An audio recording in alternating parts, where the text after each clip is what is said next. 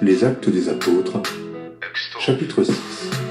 En ce temps-là, le nombre des disciples augmentant, les hellénistes murmurèrent contre les Hébreux, parce que leurs veuves étaient négligées dans la distribution qui se faisait chaque jour. Les 12 convoquèrent la multitude des disciples et dirent « Il n'est pas convenable que nous laissions la parole de Dieu pour servir aux tables. C'est pourquoi, frères, choisissez parmi vous 7 hommes, de qui l'on rende un bon témoignage, qui soient pleins d'Esprit Saint et de sagesse, et que nous chargerons de cet emploi. Et nous continuerons à nous appliquer à la prière et au ministère de la parole. » Cette proposition plut à toute l'assemblée.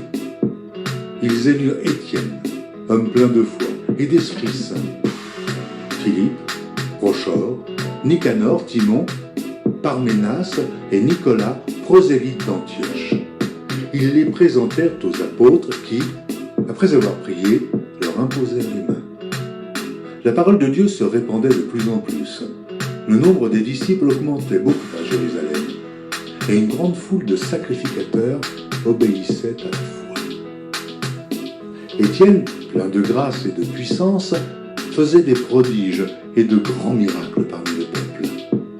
Quelques membres de la synagogue, dite des affranchis, de celle des Cyrénéens et de celle des Alexandrins, avec des Juifs de Cilicie et d'Asie, se mirent à discuter avec lui. Mais ils ne pouvaient résister à sa sagesse et à l'esprit par lequel il parlait. Alors ils subornèrent des hommes qui dirent « Nous l'avons entendu proférer des paroles blasphématoires contre Moïse et contre Dieu. » Ils émurent le peuple, les anciens et les scribes, et, se jetant sur lui, ils le saisirent et l'emmenèrent au Sanhédrin.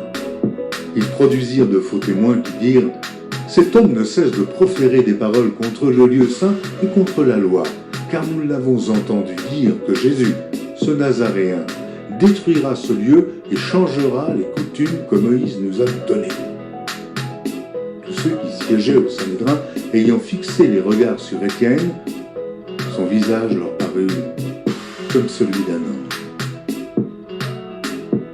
Les Actes des Apôtres,